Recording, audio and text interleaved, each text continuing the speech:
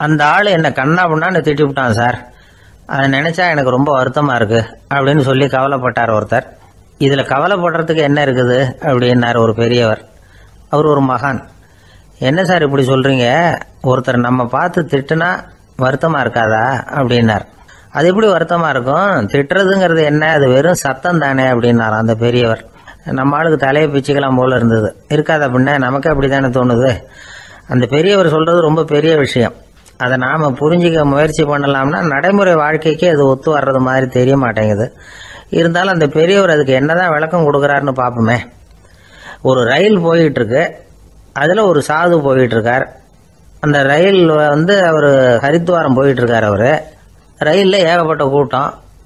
நம்ம ஊர் ரயில் கேட்க வேணும், டிக்கெட் வாங்கிட்டு கொஞ்சம் பேர், வாங்காத கொஞ்சம் பேர். அது என்னத்துக்கு அனாவசியமா டிக்கெட் அப்படிங்கிற நினைப்புல பாதி பேர். இந்த கூட்டத்துக்கு மத்தியில அந்த சாதுவும் போயிட்டு இருக்கிறார். உட்கார்றதுக்காக இருந்த இடத்துல ஒரு ஆள் படுத்திருக்கிறான். கொஞ்சம் முரட்டு ஆசாமி. அவன் காலு பக்கத்துல கொஞ்சோண்டு இடம் பாக்கி இருந்தது. அந்த இடத்துல இந்த சாது உட்காந்துருந்தார். மெதுவா உட்காந்துக்கிட்டார் போய். ஆனா அந்த ஆளு ராத்திரி பூரா இவரை காலால உதச்சிக்கிட்டே இருக்கிறான். அது இவருக்கு ரொம்ப அவமானமா பட்டுது. அதனால துக்கம் ஏற்பட்டது. இருந்தாலும் அதை ஒரு மாதிரியா சகிச்சுக்கிட்டே இவர் வந்து சேர்ந்தார். பொழுது விடிஞ்சது. அந்த சாது ஹரித்வார் வந்து சேர்ந்தார். அங்க ஒரு பெரிய ஞானியை சந்திச்சார். ராத்திரி ரயில்ல அந்த ஆளு உதைச்சதையும் அதனால தனக்கு ஏற்பட்ட துக்கத்தையும் இந்த சாது அந்த ஞானி கிட்ட சொன்னார். சொல்லிவிட்டு, ஏன் சுவாமி, எனக்கு துக்கம் ஏற்பட்டதே அது தப்பா அப்படின்னு கேட்டார். தவறுதான் அந்த ஞானி. உனக்கு இன்னமும் தேக அபிமானம் போகலைங்கிறது தான் அது காட்டுது. அஷ்டாவக்கிரர் என்ன சொல்றார் தெரியுமா? உண்மையான ஞானி யாராவது தன்னை வந்தனை செய்தால் அதற்காக சந்தோஷப்பட மாட்டார், யாராவது நிந்தனை செய்தால் அதற்காக வருத்தப்பட மாட்டார் அப்படின்னு சொல்றார். நிந்தனைங்கிறது ஒரு ஒலி தான்.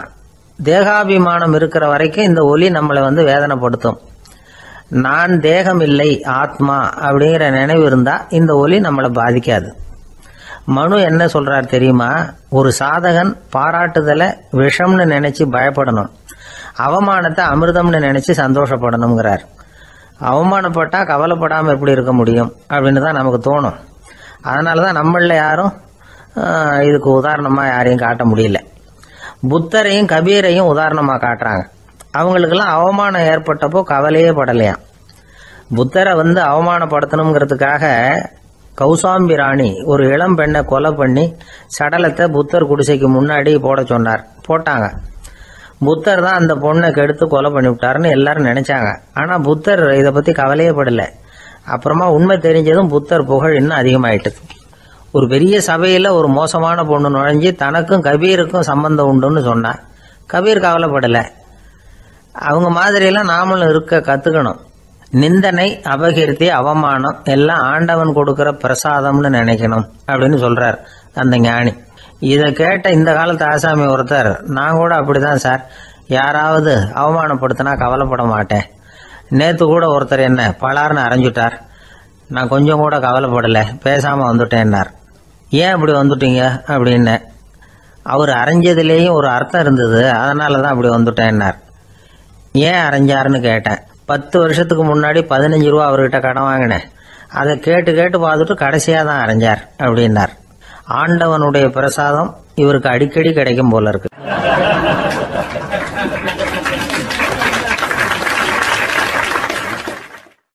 இந்த உலகமே ஒரு நாடக மேடை, நாம எல்லாரும் நடிகர்கள். இது ஞானிகள் சொல்றது. இது ஒரு பக்கம் இருக்கட்டும். இந்த உலகத்துக்குள்ள எத்தனையோ நாடக மேடைகள், எத்தனையோ நடிகர்கள், எத்தனையோ நாடகங்கள், இதெல்லாம் எப்படி ஆரம்பமாச்சு? அதுதான் இன்னைக்கு தகவல். அதாவது ஆதி மனிதன் பேச ஆரம்பிக்கிறதுக்கு முன்னாடி சைகையாலேயே எல்லாத்தையும் சொல்லிட்டு இருந்தான். அதனால அப்பவே நடிப்பு ஆரம்பமாயிட்டது. முதல்ல ஒரு வேட்டையத்தான் அவன் நடிச்சு காட்டியிருப்பான். இவன் எப்படி போனான், எதிரில் மிருகம் எப்படி வந்தது, அதோட எப்படி சண்டை போட்டான், எப்படி அடிச்சு கொண்டுட்டு வந்தான், இதை அப்படியே மற்றவங்களுக்கு நடிச்சு காட்டியிருப்பான். ஏன்னா மொழி கிடையாது. இந்த காலத்துல எல்லாம் நாடகங்கள்ல நடிக்கிறவங்கள நடிகர்கள்ங்கிறோம். ஒரு காலத்துல இவங்களுக்கு என்ன பேரு தெரியுமா? திஸ்பியர்கள் அப்படின்னு பேராம். இதுக்கு காரணம் உண்டு. அதாவது 2000 வருஷத்துக்கு முன்னாடி கிரீஸ் நாட்டுல திசிவியஸ் அப்படின்னு ஒரு ஆள் இருந்தான். அவன் ஒரு பெரிய நாடக கலைஞன். அவன் சில இளைஞர்களை சேர்த்துக்கிட்டான், பயிற்சி கொடுத்தான், நாடக குழுவை உருவாக்கினான், நடிகர்களையும் நாடகத்துக்கு தேவையான பொருள்களையும் ஏற்றிக்கிட்டு போகிறதுக்கு ஒரு வண்டியையும் தயார் பண்ணான். அந்த வண்டியிலேயே அவன் கிரேக்க நாடு பூராவும் சுற்றினான், ஊர் ஊராக நாடகம் போட்டான். ஒரு ஊருக்கு போனதும் அங்கே நாடகம் நடத்த தியேட்டர் இருக்கா அப்படிங்கிறதெல்லாம் பார்க்கறது இல்லை அவன். ஏன்னா அப்போலாம் தியேட்டர்னா என்னென்ன தெரியாது. நாடகம்னா அது ஒரு மூடிய கொட்டைக்குள்ளே தான் நடத்தணுங்கிறது அப்போ யாருக்குமே தோணலை. இந்த வண்டி போகும், அதுவே ஒரு பகுதி அப்படியே ஒரு மேடை மாதிரி விரிச்சிக்கும். அதில் ஏறி நின்றுக்கிட்டு நாடகத்தை நடித்து காட்டுவாங்களாம். மக்கள்லாம் எதிரில் தரையில் உட்காந்து அதை பார்த்துக்கிட்டு இருக்கிறது. உலகத்தின் முதல் நடமாடும் தியேட்டர் இதுதானா. இந்த திசைபிஎஸ் தான் முதலாக உலகத்தில் நாடகம்ங்கிற பொழுதுபோக்கை நடத்தி காட்டினவன் அப்படின்னு சொல்கிறாங்க. அவன் சொந்தமாக நாடகம் எழுதுனா, நடித்தான், நாடகத்தை இயக்கினான். அதனால தான் அவனை first man of the theatre அப்படின்னு சொல்லுவாங்க. அவன் தான் நாடக மேடையின் முன்னோடி. கிரேக்கர் காலத்திலேயே நாடக ஆசிரியர்கள், நடிகர்கள், ரசிகர்கள் இவங்கெல்லாம் உருவாயிட்டாங்களாம். நாடகத்தின் சரித்திரத்தில் இந்த 3 பிரிவும் ரொம்ப முக்கியம். அதாவது கிரேக்க தியேட்டர்கள்லாம் திறந்த வெளி மேடைகள் தான். பெரும்பாலும் மலைச்சரிவுகள், அதுவே படிப்படியாக பண்ணியிருப்பாங்க. கீழே அரைவட்ட வடிவில் மேடை, அதுக்கு ஆர்கெஸ்ட்ரான்னு பேர். பிற்காலத்தில் இதில் உட்காந்து இசைக்குழுவினர் வாய்ச்சதுனால இசைக்குழுவுக்கே ஆர்கெஸ்ட்ராங்கிற பேர் வந்துட்டுது. இப்போ கிரேக்க தியேட்டர்களில் ஒன்று, அதோட காலம் கிமு 340. அதை இன்னமும் பாதுகாத்து வச்சிருக்கிறாங்களாம். எபிடாரஸ் அப்படிங்கிற இடத்துல அது இருக்குதான். இன்னமும் அந்த தியேட்டரை பயன்படுத்திக்கிட்டு வர்றாங்களாம். சிறந்த கிரேக்க நாடகங்கள்லாம் அங்கே நடிக்கிறாங்களாம். ஆரம்ப காலத்திலேயே கட்டணம் கிடையாது. அப்புறம் பின்னாடி தான் நுழைவு கட்டணம்லாம் அப்படியே வந்துட்டு தான். நடிகர்கள் பளபளப்பான ஆடைகள் உடுத்தி இருப்பாங்களாம். இந்த குதிகால் உயர்ந்த காலணிகள் போட்டிருப்பாங்களாம். இதெல்லாம் பழைய குறிப்புகள். பலவிதமான உருவங்களில் மாஸ்க் அப்படின்னு சொல்லப்படுற முகமூடி. அதனால ஒரே நடிகர் பல வேடங்களில் நடிக்கிறது உண்டான். ஆரம்பத்தில் பெண் நடிகர்கள் கிடையாது, எல்லாம் ஆண் நடிகர்கள் தான். ரோமானியர்கள் தான் முதல் நிரந்தர நாடக மேடையை கட்டினவங்க. அதுதான் முதல் தியேட்டர். கிமு 1048 காலகட்டத்தில் பாம்பிங்கிற நகரத்தில் அதை கட்டியிருக்கிறாங்களாம். கிரேக்க ரோமானிய தியேட்டர்களின் அடிப்படையிலேயே இந்த இத்தாலிய வடிவ அமைப்பாளர்கள் இந்த குதிரை லாட வடிவில் ஒரு ஆடிட்டோரியத்தை உருவாக்கினாங்களாம். இப்படி அதை பற்றி நிறைய தகவல் இருக்குது. 1576 லண்டனில் இந்த வின்ஸ்பர்ரி, அப்புறம் இந்த பில்ட்ஸில், அப்புறம் ஜேம்ஸ் இப்படிங்கிறவர் முயற்சியால் தான் இங்கிலாந்தில் முதல் தியேட்டர் உருவாச்சான். அப்படி ஒருத்தர் இருந்தாராம். உலக நாடக மேடையின் வரலாறு இதுதான். அதாவது இப்பெல்லாம் அறிவியல் வளர்ச்சி அதிகமாயிட்டுது. திரைப்படம், தொலைக்காட்சி எல்லாம் வந்தாச்சு. ஒவ்வொரு வீடுமே ஒரு குட்டி தியேட்டர் மாதிரி ஆயிட்டுது. தொலைக்காட்சி முன்னாடி உட்காந்து எழுந்திருக்கவே மனசு வர்றதில்லை. ஒரு அம்மா ஒரு மனோதத்துவ டாக்டரை தேடிட்டு வந்தாங்களாம் இந்த காலத்தில். டாக்டர், எங்கள் வீட்டுக்காரர் எப்போ பார்த்தாலும் டிவி முன்னாடி உட்காந்துக்கிட்டு அதையே வெறிச்சு பார்த்துக்கிட்டு இருக்கிறார், உத்து பார்த்துக்கிட்டு இருக்கார், எனக்கு சந்தேகமாக இருக்குன்னாங்களாம். இது மனக்கோளாறு இல்லைங்க, ஆர்வ கோளாறு, அவ்வளவுதான், இதுக்காக பயப்படாதீங்கன்னாராம் டாக்டர். அப்படி இல்லை டாக்டர், டிவி ஓடும் பொழுது நாம எல்லாம் அதை பார்க்குறோம் சரி, ஆனால் அவர் அப்படி இல்லை, டிவியை நிறுத்தினதுக்கு அப்புறமும் அதையே உத்து பார்த்துட்டு உட்காந்துருக்கிறார், அதனால தான் சந்தேகப்பட்டு உங்ககிட்ட வந்தேன் அப்படின்னாங்களாம்.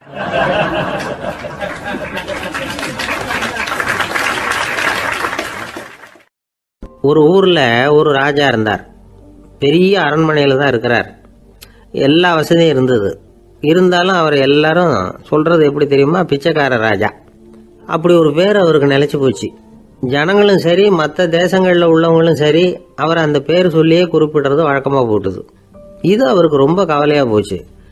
என்ன இது, நம்மளை தேடி வர்றவங்களுக்கெல்லாம் நாம் சோறு போடுறோம், நம்ம புகழ்ந்து பாடல் ஏற்றி கொண்டு வர்ற புலவர்களுக்கெல்லாம் அவங்க எப்படி வந்தாலும் ஒருவேளை சோறு போடணுங்கிறது உத்தரவு.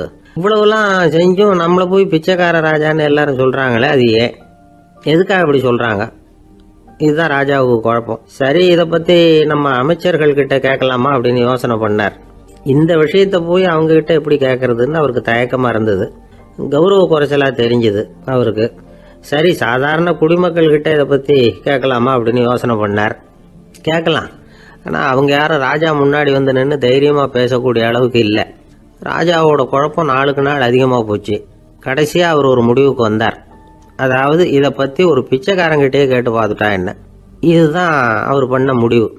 உடனே மாறு வேஷம் போட்டுக்கிட்டு நகர்வலம் போனார். ஒரு பிச்சைக்காரனை கண்டுபிடிச்சார். இதை பாருப்பா, நம்ம ராஜாவை எல்லாரும் பிச்சைக்கார ராஜான்னே சொல்கிறாங்களே, அதுக்கு என்ன காரணமாக இருக்கும் அப்படின்னு கேட்டார். அதுக்கு அவன் சொல்கிறான், இதுக்கான பதிலை இன்னும் ஒரு 30 நாளில் சொல்கிறேன் அப்படின்னா. உடனே இவருக்கு சந்தோஷம். உண்மையை அவங்ககிட்ட சொன்னார். நான் வேற யாரும் இல்லை, நான் தான் இந்த நாட்டு ராஜா.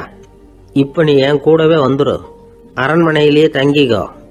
30 நாள் கழித்து எனக்கு பதில் சொல்லிவிட்டு அதுக்கப்புறமா நீ போகலாம் அப்படின்னு சொல்லி அழைச்சிட்டு வந்துட்டார். அரண்மனையில் ஒரு மூலையில் அவன் தங்கறதுக்கு இடம் கொடுத்தார்.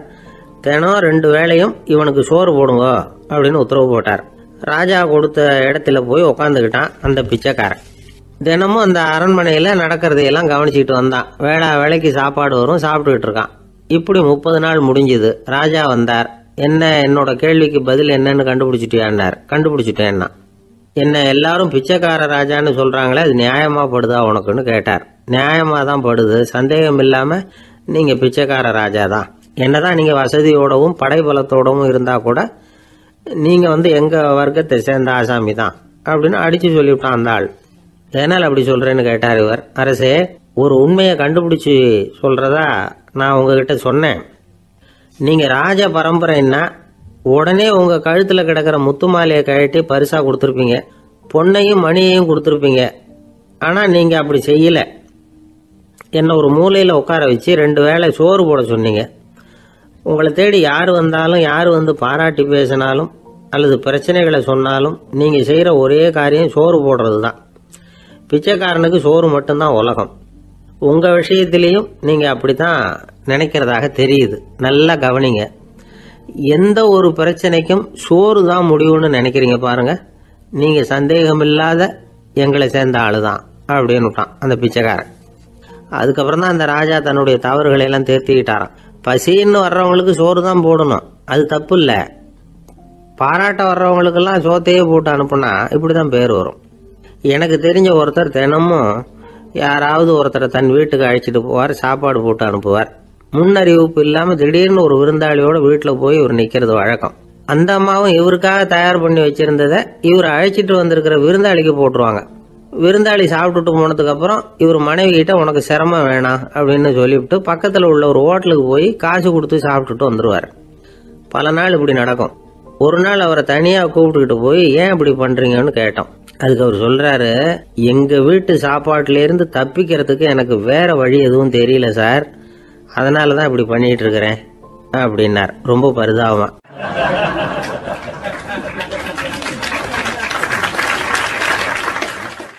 ஒரு மனுஷனுக்கு 3 விதத்தில் கர்வம் உண்டாகிறதுக்கு வாய்ப்பு உண்டு. பணம், பதவி, புகழ். பணம் அதிகமாக வந்தால் கர்வம் வரலாம், பதவி பெருசாக வந்துட்டுதுன்னா கர்வம் வரலாம், புகழ் அதிகமாக போனாலும் கர்வம் வரலாம். இந்த 3 வகையான கர்வத்துக்கும் இடம் கொடுக்காம இருக்கிறாங்க பாருங்க, அவங்க தான் சிறந்த மனிதர்கள். ஒரு பெரிய பொறுப்பில் இருக்கிறவங்களுக்கு கர்வம் வந்துடக்கூடாது. அப்படி வந்துட்டுதுன்னா அது எல்லாருக்கும் இடைஞ்சல். ஒரு ராஜா இருந்தார். அவர் ஒரு நாள் தன்னுடைய தலைநகரத்தை சுற்றி வந்துக்கிட்டு இருந்தார். ஒரு இடத்துல ஒரு அழகான நிலத்தை பார்த்தார். ஆஹா, இந்த இடத்துல நமக்குன்னு ஒரு மாளிகையை கட்டினா எவ்வளோ நல்லா இருக்கும் அப்படின்னு நினச்சார். ராஜா நினச்சா அது முடியாத காரியமா? சரி, இந்த நிலம் யாருக்கு சொந்தம்னு விசாரிங்க அப்படின்னார் பக்கத்தில் இருந்தவங்கக்கிட்ட. அவங்கெல்லாம் ஓடி போய் விசாரித்தாங்க. அந்த இடம் ஒரு வயசான கிழவிக்கு சொந்தம், வயசான அம்மாவுக்கு சொந்தமாக. அந்த அம்மா தான் அதில் ஒரு குடிசையை போட்டு குடியிருந்துகிட்டு இருக்கிறாங்க. சரி, அந்த நிலத்துக்கு ஒரு விலையை நிர்ணயம் பண்ணி அதை அந்த வயசான அம்மா கிட்ட கொடுத்துருங்கோ அப்படின்னு உத்தரவு போட்டார் ராஜா. ஆனால் அந்த அம்மா இது எங்கள் பூர்வீக இடம், இதை விற்க மாட்டேன் அப்படின்னு சொல்லிவிட்டுது. சரி, 2 பங்கு விலை கொடுக்குறோம்னு சொல்லி பாருங்க அப்படின்னாங்க. அப்படியே சொன்னாங்க அரண்மனை ஆட்கள். அதுக்கும் சம்மதிக்கலை அந்த அம்மா. இதை கேள்விப்பட்டதும் ராஜாவுக்கு கோபம் வந்துட்டுது. தன்னுடைய ஆளுங்களை கூப்பிட்டார். போய் அந்த குடிசையை பிரித்து எறிங்க, காசெல்லாம் ஒன்றும் கொடுக்காதீங்க அப்படின்னு கத்தினார். அவ்வளோதான். அடுத்த நிமிஷம் அரண்மனை ஆசாமிகள் போனாங்க, குடிசையை பிரித்து எரிஞ்சாங்க. அந்த வயசான அம்மா இருக்கு, அதுவும் அந்த இடத்த விட்டு துரத்தி விட்டாங்க. அந்த இடத்துல ஒரு அரச மாளிகையை கட்டி முடிச்சிட்டாங்க. அந்த வயசான அம்மா பாவம், ராஜாவே இப்படி பண்ணால் யாருக்கிட்ட போய் முறையிட முடியும்? ஒரு ஞானி இருந்தார், அவர்கிட்ட போய் சொன்னாங்க. அவர் இவங்க சொன்னதை கேட்டு மனசில் வச்சுக்கிட்டார். ஒரு நாள் அந்த ராஜாவே இந்த ஞானியை கூப்பிட்டார். புதுசாக ஒரு மாளிகை கட்டியிருக்கிறேன், வந்து பாருங்கன்னு. சரின்னு சொல்லி இந்த பெரியவர் ஒரு நாள் அந்த மாளிகைக்கு போனார். சும்மா போகல, ஒரு கழுதையையும் ஓட்டிகிட்டு போனார். கொஞ்சம் சாக்குகள், வெத்து சாக்கு, அதையும் எடுத்து கழுதை முதுகில் போட்டு கழுதையை ஓட்டிகிட்டு போகிறார். ராஜா பார்த்தார். அவருக்கு இது ஆச்சரியமாக இருந்தது. என்ன இது மாளிகைக்கு வந்துட்டு போங்கன்னு கூப்பிட்டா கழுதை சாக்கு இதெல்லாம் கொண்டு வராரு, ஒன்றும் புரியலையேன்னு நினச்சார். எதுக்காக இதெல்லாம்னு கேட்டார். அரசருடைய தோட்டத்திலேருந்து கொஞ்சம் மண் எடுத்துகிட்டு போகிறதுக்கு ஆசைப்பட்றேன், அதுக்கு நீங்கள் அனுமதி கொடுக்கணும் அப்படின்னாரு இவர். இது என்ன வேடிக்கையான கோரிக்கையாக இருக்குது அப்படின்னு நினச்சார் ராஜா. இருந்தாலும் மண் தானே கேட்குறாரு, எடுத்துகிட்டு போகட்டுமே அப்படின்னு நினச்சார். சரின்னு அனுமதி கொடுத்தார். அந்த பெரியவர் தோட்டத்துக்கு போனார், மண்ணை வெட்டினார், சாக்கில் போட்டு நிரப்புனார். ராஜாவை கொஞ்சம் கிட்ட வாங்கன்னு கூப்பிட்டார்.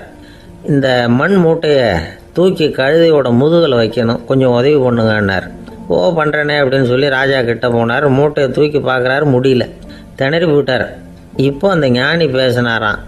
அரசே, இந்த ஒரு சாக்கு மண்ணையே உங்களால் தூக்க முடியல, அந்த கிழவிகிட்ட இருந்து அந்த அக்கிரமமாக அபகரித்த இந்த தோட்டம் பூராவையும் சுமக்கணும்னு ஆசைப்படுறீங்களே, அது உங்களால் முடியுமா அப்படின்னு கேட்டாராம். ராஜா யோசனை பண்ண ஆரம்பித்தார். தன்னுடைய செயலுக்காக வருத்தப்பட்டாராம். அந்த வயசான அம்மாவை உடனடியாக வரவழைச்சார். தாயே, தப்பு பண்ணிட்டேன், என்னை மன்னிச்சுக்குங்க, இன்னையிலேருந்து இந்த மாளிகையும் தோட்டமும் உங்களுக்கு தான் சொந்தம் அப்படின்னு சொல்லிவிட்டாராம். போகிறப்ப இந்த உலகத்திலேருந்து எண்ணத்தை எடுத்துகிட்டு போக போகிறோம், அதனால் ரொம்பவும் அலட்டிக்க வேண்டியதில்லை, கர்வப்பட வேண்டியதில்லை அப்படிங்கிறது ஒரு பெரிய உபதேசம். ஒரு பெரிய மனுஷன் சாக கிடந்தார், ரொம்பவும் அழுதார். ஏன் அழறீங்க அப்படின்னு கேட்டாங்க சுற்றி இருந்தவங்க. நான் சாகிறதுக்காக கவலைப்படலை, நான் நம்ம ஜனங்களுக்காக எவ்வளவோ காரியம்லாம் செஞ்சுக்கிட்டு வந்தேன். நான் செஞ்சுக்கிட்டு வந்த சேவையை இனிமேல் யார் செய்ய போகிறாங்க, அது யாரால முடியும், அதை நினச்சி தான் அழறேன் அப்படின்னாராம். ஒருத்தர் முன்னாடி வந்தார். அதுக்காக நீங்கள் கவலைப்படாதீங்க, உங்கள் சேவையை தொடர்ந்து செய்கிறதுக்கு என்ன மாதிரி இளைஞர் பட்டாலும் தயாராக இருக்குது, இருந்தாலும் எங்கள் கவலை என்னென்னா அப்படின்னு இழுத்தார். என்ன சொல்லுங்கன்னு கேட்டார் அவர். நீங்கள் இது வரைக்கும் என்ன சேவை செஞ்சுக்கிட்டு வந்தீங்க, அதுதான் எங்களுக்கு இன்னமும் புரியாத புதிராக இருக்குது அப்படின்னாராம் அவர்.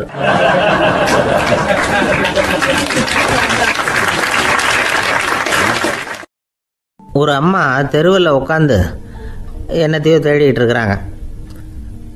அந்த அம்மா ஒரு சூஃபி ஞானி. அவங்க பேர் என்னன்னா ரபியா அல் அடாவியா. அந்த அம்மாவுக்கு கண் கூட தெளிவாக தெரியாது. அந்த பக்கமாக வந்த சில பேர் இவங்களுக்கு உதவி செய்கிறதுக்காக வந்தாங்க. என்ன தேடிட்டு இருக்கிறீங்க அப்படின்னு கேட்டாங்க. இதுக்கு அந்த அம்மா, அந்த கேள்வி அவ்வளோ முக்கியத்துவம் இல்லை, நான் தேடிட்டு இருக்கிறேன், உங்களால் முடிஞ்சால் எனக்கு உதவி பண்ணலாம் அப்படின்னாங்களாம். உதவி செய்ய வந்தவங்களுக்கு ஆச்சரியம். எதை தேடுறோங்கிறது தெரியாமல் இப்படி ஏன் நேரத்தை செலவழிக்கிறீங்க, நாங்கள் எப்படி உங்களுக்கு உதவ முடியும், எங்களுக்கு ஒன்றும் புரியலையே அப்படின்ட்டுருக்காங்க. சரி, உங்களை திருப்தி பண்ணுறதுக்காக சொல்கிறேன், ஒரு குண்டூசி தொலைஞ்சி போச்சு, அதை தேடுறேன் அப்படின்னாங்களாம் அந்த அம்மா. அதுக்கப்புறம் இவங்களும் சேர்ந்து தேட ஆரம்பிச்சிட்டாங்க. கொஞ்ச நேரம் ஆச்சு, ஒன்றும் கிடைக்கல. உதவி செய்ய வந்தவங்களும் அழுத்து போட்டாங்க. அப்புறம் கேட்டாங்க, பாருங்கம்மா, இது ரொம்பவும் பெரிய தெரு, அகலமான தெரு, அதனால் குறிப்பாக நீங்கள் எந்த இடத்துல அந்த குண்டூசியை தொலைச்சிங்க அதை சொல்ல முடியுமான்னாங்களாம். இதுக்கு அந்த அம்மா, நீங்கள் மறுபடியும் அர்த்தமில்லாத கேள்வியை கேட்குறீங்க, உங்கள் கேள்விக்கும் நான் தேடுறதுக்கும் என்ன சம்மந்தம்னாங்களாம்.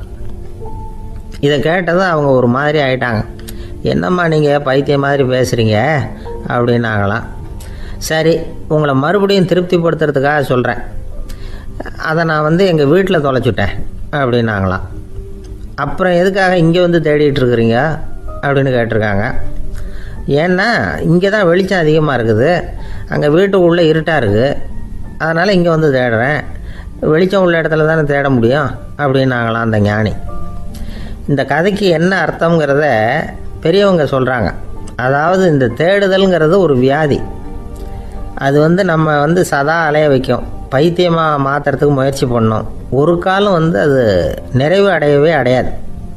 வாழ்வுங்கிறது ஒரு புரிந்து கொள்ள முடியாத சதா இயங்கி கொண்டிருக்கிற ஒரு செயல். அதுக்கு ஆரம்பமும் இல்லை, முடிவும் கிடையாது. எதையோ தேடணும் அப்படிங்கிற உந்துதல் நமக்குள்ளே இருக்கும், ஆனால் குறிப்பாக எதை தேடிட்டு இருக்கிறோம் அப்படிங்கிறது புரியாது. அப்படி ஏதாவது ஒன்றை தேடி அடைஞ்சிடுறோம்னு வச்சுக்கோங்க, உடனே ஒரு அதிருப்தி வந்துடும். அதனால் வாழ்க்கைங்கிறது சலிப்பு நிறைந்தது அப்படிங்கிற எண்ணத்தை உண்டாக்கிக்கிறோம். ஒன்று அடைஞ்சதுக்கு அப்புறம் இன்னொன்று தேட ஆரம்பிச்சிருவோம். ஆக இந்த தேடல்ங்கிறது நாம் ஒன்று அடைஞ்சாலும் அடையாவிட்டாலும் தொடர்ந்து நடந்துக்கிட்டு தான் இருக்கும். இதுக்கு முடிவே கிடையாது. இந்த உண்மையை நாம் நல்லா புரிஞ்சுக்கணும் அப்படிங்கிறது பெரியவங்களுடைய கருத்து.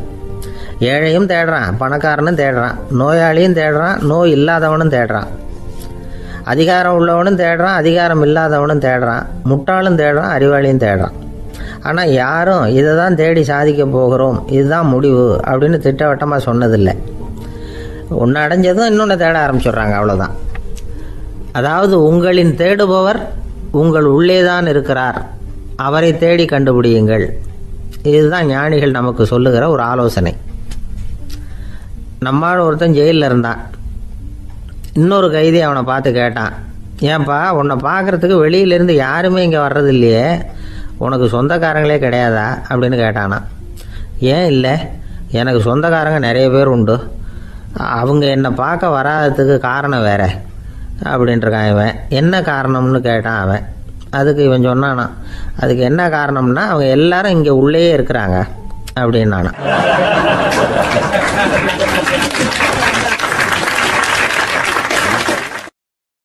ஒரு நாள் ராமர் அரசவையில் உட்கார்ந்துருக்கிறார். ராமராஜ்யம் நடந்துக்கிட்டு இருந்த நேரம். அந்த சமயத்தில் ஒரு நாய் வந்து அரச சபைக்கு வந்துதான். அது தலையில் அடிபட்டு ரத்தம். அந்த கோலத்தில் அது அங்கே வந்தது. எல்லாரும் ஆச்சரியமாக அதை பார்த்தாங்க. ராமரும் அந்த நாயை பார்த்தார். நீங்கள் வந்த காரியம் என்ன, என்ன நடந்தது, எதுவாக இருந்தாலும் பயப்படாமல் சொல்லு அப்படின்னார். உடனே அந்த நாய் மெதுவாக சொல்ல ஆரம்பிச்சுதான். ஐயா, நான் தெருவில் போய்கிட்டு இருந்தேன். வழியில் ஒருத்தர் வந்தார். அவர் வேத சாஸ்திரம்லாம் படித்த பெரியவர். அவர் எந்த காரணமும் இல்லாமல் அவர் கையில் வச்சுருந்த குச்சியால் என் தலையில் அடிச்சுட்டார். அதுதான் தலையில் ரத்தம். இதை நீங்கள் விசாரித்து தகுந்த தீர்ப்பு வழங்கணும் அப்படின்னு தான் அந்த நாய். ராமர் பார்த்தார். உடனே தன்னுடைய காவலர்களை அனுப்புனார். அந்த ஆளை எங்கே இருந்தாலும் போய் கொண்டுகிட்டு வாங்க அப்படின்னு விட்டார். காவலர்கள் போனாங்க. அந்த ஆளை பிடிச்சி கொண்டு வந்துட்டாங்க. அரண்மனைக்கு வா அப்படின்னு சொல்லி கூப்பிட்டுட்டு வந்துட்டாங்க. என்ன நடந்ததுன்னு விசாரித்தார் ராமர். அதுக்கு அந்த ஆள் சொன்னார், நான் வந்து வீதி வழியாக வந்துக்கிட்டு இருந்தேன். குறுக்க இந்த நாய் வந்தது. நான் அவசரமாக போய்கிட்டு இருந்தேன். இது எனக்கு வழி விடாமல் குறுக்க பூந்து இடைஞ்சல் பண்ணிச்சு. எனக்கு கோபம் வந்துட்டுது. அதனால் அடிச்சுட்டேன். வேத சாஸ்திரம் படித்த நான் என் வசம் இழந்து கோபப்பட்டது பெரிய தப்பு தான். அதை நான் ஒத்துக்கிறேன். குற்றத்தை ஒப்புக்கொள்கிறேன். எனக்கு என்ன தண்டனை கொடுக்கணுமோ அதை கொடுங்க, ஏற்றுக்கிறேன் அப்படின்னு விட்டார். சரி, இப்போ அந்த ஆளுக்கு தண்டனை கொடுக்கணும். என்ன தண்டனை கொடுக்கறது யோசனை பண்ணார் ராமர். அதையும் அந்த நாய்கிட்டே கேட்டார். நீயே சொல்லு, என்ன தண்டனை கொடுக்கலாம் இவருக்கு அப்படின்னார். இதுக்கு அந்த நாய் என்ன சொல்லிச்சு தெரியுமா? இவரை ஏதாவது ஒரு கோயிலுக்கு தர்மகர்த்தாவாக நியமனம் பண்ணி விடுங்க, அதுதான் இவருக்கு சரியான தண்டனை அப்படின்னுது. இதை கேட்டது ராமர் முகத்தில் புன்னகை. ஆனால் அங்கே இருந்த மற்றவங்களுக்கெல்லாம் ஆச்சரியம். அது எப்படி, தப்பு செஞ்சவங்களுக்கு தண்டனை கொடுக்கறது தானே நியாயம், அதை விட்டுவிட்டு தர்மகர்த்தா பதவியை கொடுக்க சொல்லுது இந்த நாய் அப்படிங்கிற ஆச்சரியம். இந்த சந்தேகத்தை அந்த நாய்கிட்டே கேட்டாங்க அங்கே இருந்தவங்க. இதுக்கு அந்த நாய் பதில் சொல்லிச்சான். நான் வந்து போன பிறவியில் ஒரு கோயிலுக்கு தர்மகர்த்தாவாக இருந்தேன். எவ்வளவோ கவனமாக எச்சரிக்கையாக தான் என்னுடைய கடமைகளை எல்லாம் செஞ்சுக்கிட்டு வந்தேன். அப்படி இருந்தாலும் சில சமயங்களில் என்னையும் மீறி கோயில் செல்வத்தை நான் அனுபவிக்கிறதுக்கு காரணம் ஆயிட்டேன். ஒரு கோவிலுக்கு தர்மகர்த்தாவாக இருக்கிறவங்க எப்படியும் இந்த பாவத்திலேருந்து தப்பிக்கிறது கஷ்டம். அதனால தான் நான் இந்த பிறவியில் நாயாக பிறந்து இப்படி கஷ்டப்படுறேன். இதே நிலைமை இந்த ஆளுக்கும் ஏற்படணும் அப்படிங்கிறதுக்காக தான் அவரையும் ஒரு கோயிலுக்கு தர்மகர்த்தாவை நியமிக்கும்படி கேட்டுக்கிட்டேன் அப்படின்னு தான் இந்த நாய். இதிலேருந்து என்ன தெரியுது? எந்த பதவியில் நாம் இருந்தாலும் நமக்கு தெரியாமல் கூட அதை தவறாக உபயோகப்படுத்தக்கூடாதுங்கிறத இதிலேருந்து புரிஞ்சுக்கணும். இல்லைன்னா அடுத்த பிறவியில் நாயாக பிறந்து எங்கேயாவது போய் வாழை ஆட்டிட்டு நிற்க வேண்டியது தான். கோவில் வாசலில் 2 நாய் பேசிக்கிட்டு இருந்து தான், போன ஜென்மத்தில் நான் மனுஷனாக தான் இருந்தேன். ஒரு கோவில் பூசாரி பேச்சை கேட்டுவிட்டு அவரோட கூட்டு சேர்ந்துக்கிட்டு ஆண்டவன் போட்டிருந்த நகையெல்லாம் அபகரித்து என்கிட்ட கொடுத்தாரு அவர்.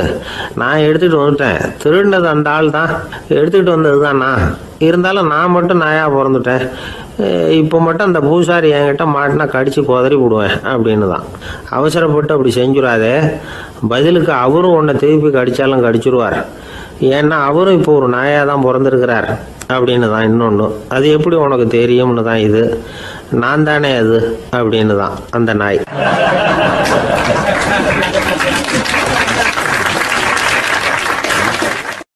நம்ம கிட்ட ஒருத்தன் தப்பா நடந்துக்கிட்டானா உடனே நாம என்ன செய்வோம்? கையை ஓங்கிட்டு அவனை அடிக்க போவோம். நாம அவங்கிட்ட அவனை விட ஒருபடி மேலா தப்பா நடந்துக்குவோம்.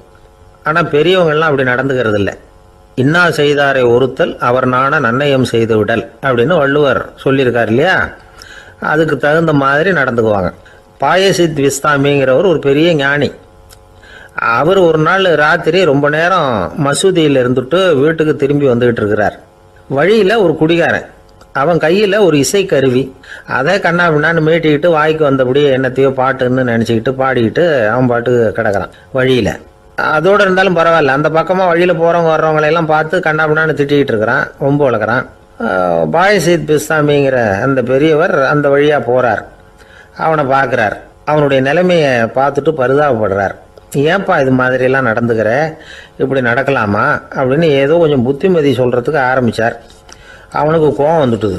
கையில் வச்சிருந்த வாத்திய கருவி அதால் ஓங்கி அந்த பெரியவர் தலையில் ஒரு அடி கொடுத்தான். ரத்த காயம் ஏற்பட்டு போச்சு. அவன் கையில் இருந்த இசைக்கருவியும் அடித்த வேகத்தில் ரெண்டாக உடஞ்சி போச்சு. அவ்வளோ வேகமாக அடிச்சிருக்கான். இவ்வளவு தூரத்துக்கு நடந்து போச்சுல்ல, அந்த மாபெரும் ஞானி வாயை திறந்து ஒரு வார்த்தை கூட பேசலை. பேசாமல் தலையை பிடிச்சிக்கிட்டு அவர் பாட்டு போயிட்டார். மறுநாள் அந்த பெரியவர் என்ன பண்ணார் தெரியுமா? கொஞ்சம் இனிப்பு பண்டங்கள், கொஞ்சம் பணம், இது ரெண்டையும் ஒரு ஆள் மூலமாக அனுப்பி வச்சார் அந்த குடிகாரனுக்கு. அவனுக்கு ஒன்றும் புரியல. என்ன விவரம்னு விசாரித்தான். வந்த ஆள் ஒரு கடுதாசியை நீட்டினான். அதில் விவரம் இருந்தது. ஞானி எழுதியிருக்கிறார், இதை பார்ப்பா, உங்களுடைய இசைக்கருவி உடையறதுக்கு என்னுடைய தலை காரணமாக ஆயிட்டுது. அதுக்காக நான் ரொம்ப வருத்தப்படுறேன். அதுக்காக தான் பணம் அனுப்பி வச்சுருக்கேன். வேறு புதுசாக ஒரு இசைக்கருவி வாங்கிக்கோ. அப்புறம் இன்னொரு விஷயம், நேற்றுக்கு ராத்திரி என்கிட்ட ஏகப்பட்ட கசப்பான வார்த்தைகளை பேசினேன். இதோடு அனுப்பியிருக்கிற இனிப்பு பண்டங்களை சாப்பிட்டு உன்னுடைய நாவில் உள்ள கசப்பை மாற்றிக்கோ அப்படின்னு அதில் எழுதப்பட்டிருந்தது. இந்த சமயத்தில் அவன் குடி மயக்கத்தில் இல்லை, கிழிஞ்சு போயிருந்த நேரம் இது. அதனால் அதை படித்த உடனே அவனுக்கு ரொம்ப வெக்கமாக போச்சு. தலை குனிஞ்சான், யோசனை பண்ணான். கொஞ்ச நேரத்தில் தன்னுடைய நண்பர்கள் சில பேரையும் கூப்பிட்டுக்கிட்டு நேராக அந்த ஞானி இருக்கிற இடத்துக்கு ஓடினான். அவர் காலில் விழுந்தான். அவர்கிட்ட மன்னிப்பு கேட்டுக்கிட்டான்.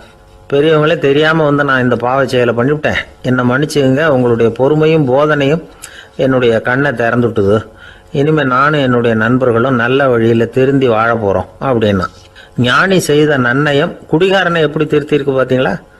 இந்த கதையை கேட்டுவிட்டு ஒருத்தர் சொன்னார், என் வாழ்க்கையில் கூட அப்படி ஒரு சம்பவம் நடந்தது சார்.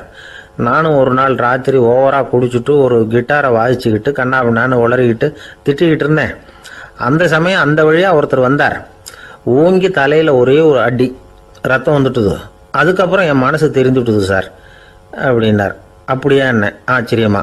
ஆமாம் சார், அடி விழுந்தது அவர் தலையில் இல்லை, ஏன் தலையில். வந்தவர் என்ன அப்படி அடிச்சுட்டார். மயக்கம் தெளிஞ்சதுக்கு அப்புறம்தான் எனக்கு விவரம் புரிஞ்சுது. அவர் ஒரு போலீஸ்காரரு அப்படின்னார் ரொம்ப சோகமா.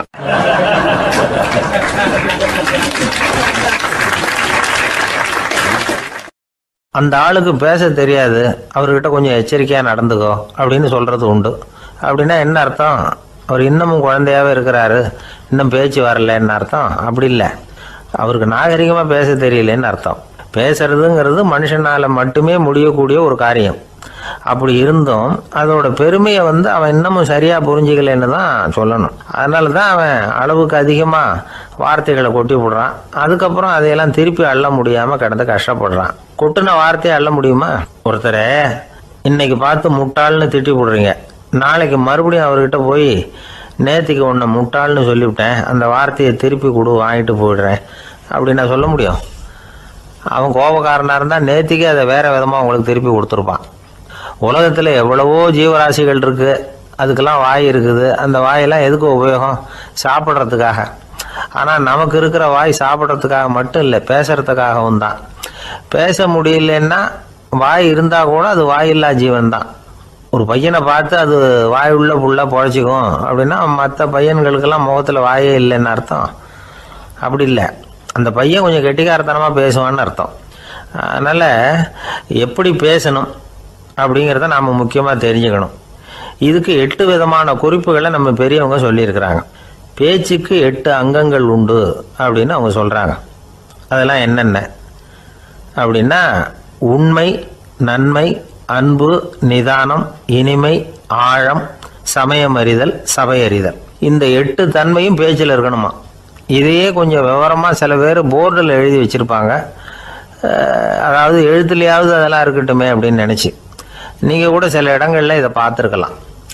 அதாவது உண்மையே பேசுக, நன்மையே பேசுக, அன்பாக பேசுக, நிதானமாக பேசுக, இனிமையாக பேசுக, ஆழமுடையதாக பேசுக, சமயம் அறிந்து பேசுக, சபை அறிந்து பேசுக, இப்படி எழுதி வச்சுருப்பாங்க. இந்த 8 அம்சமும் சரியாக பொருந்தி இருந்தால் தான் அது பேச்சு. மற்றதெல்லாம் பேச்சாயிடாது. பேச்சு ஒரு சிறந்த கலை. எல்லாத்தையும் விட பேசாமல் இருந்தும் பழகணும், அது ரொம்ப முக்கியம். உண்மையே பேசணும். சத்தியத்துக்கு மதிப்பு கொடுக்குறவங்கள தான் சரித்திரம் மதிக்கும். உண்மை பேசினா மட்டும் போதாது, அந்த உண்மையில் நன்மை கலந்துருக்கணும். கொலைகாரனுக்கு பயந்துக்கிட்டு ஒருத்தன் உங்கள் வீட்டுக்குள்ளே ஒளிஞ்சிருக்கிறான். அந்த முரட்டை ஆசாமி கையில் அறிவாளோடு வந்து அவங்க வந்தானான்னு உங்ககிட்ட கேட்குறான்னு வச்சுங்க. உண்மைதான் உயர்வு தரும் அப்படின்னு நினச்சிக்கிட்டு, ஆமாம் உள்ளே தான் இருக்கிறான், அடுப்பங்கரையில் குதிருக்கு பின்னாடி உட்காந்துருக்கிறான், போய் பிடிச்சிட்டு போங்க அப்படின்னா சொல்லுவீங்க? அது நன்மை இல்லாத உண்மை. அதனால் பிரயோஜனம் கிடையாது. அதே மாதிரி உங்கள் பேச்சில் அன்பு இருக்கணும், நிதானம் இருக்கணும், இனிமை இருக்கணும், சிந்தித்து பேசணும், சமயம் அறிந்து பேசுகிறதும் முக்கியம். அதை பற்றி நமக்கு வேறு யாரும் சொல்லிக் கொடுக்க வேண்டியதில்லை. எந்த நேரத்தில் யாருக்கிட்ட எப்படி பேசினா காரியம் நடக்கும் அப்படிங்கிறது நமக்கு நல்லா தெரியும். அது கைவந்த கலை. அவை அறிந்து பேசுகிற திறமை பேச்சாளர்களுக்கு ரொம்ப அவசியம். அது இல்லைன்னா நிலைமை பரிதாபமாயிடும். ஒரு பேச்சாளர் ரொம்ப மும்முரமாக பேசிக்கிட்டே இருந்தாராம். ரொம்ப நேரம் நிறுத்தவே இல்லை, பேசிக்கிட்டே இருக்கிறார். சபையில் இருந்தவங்கலாம் ஒவ்வொருத்தராக எழுந்திரிச்சு போய்கிட்டே இருக்கிறாங்க. கடைசியில் 2 பேர் தான் அக்கறையாக பேசுகிறவரை கவனிச்சிட்டு உட்காந்துருந்தாங்களாம். மேடையில் பேசிக்கிட்டு இருந்தவர் அவங்கள பார்த்து சொன்னாராம், எனக்கு கூட்டம் முக்கியம் இல்லை, எவ்வளவு பேர் என் பேச்சை கேட்குறாங்க அப்படிங்கிறது முக்கியம் இல்லை. நீங்கள் 2 பேராவது ஊக்கமாக என்னை கவனிச்சிக்கிட்டு உட்காந்துருக்குறீங்க, அது போதும். உங்களுக்காகவே நான் பேசிக்கிட்டு இருக்கிறேன் அப்படின்னார். இதை கேட்டதும் உட்காந்துருந்த 2 பேரில் ஒருத்தர் எழுந்திருச்சு, அப்படி இல்லைங்க, நாங்கள் 2 பேரும் நீங்கள் பேசி முடித்த உடனே தொடர்ந்து பேச வேண்டிய ஆளுங்க, அதுக்காக தான் காத்துக்கிட்டு இருக்கிறோம், சீக்கிரம் முடிங்க அப்படின்னாங்களாம்.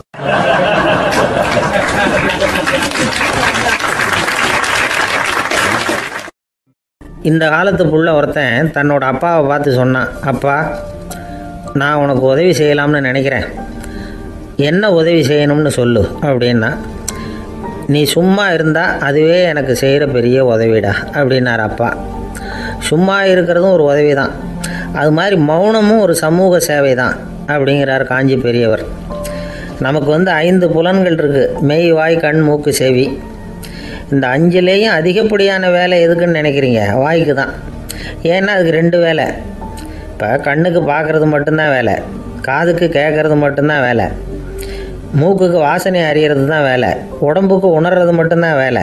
ஆனால் வாய் அப்படி இல்லை, அதுக்கு 2 வேலை. சாப்பிட்றதும் அதுதான், பேசுகிறதும் அதுதான்.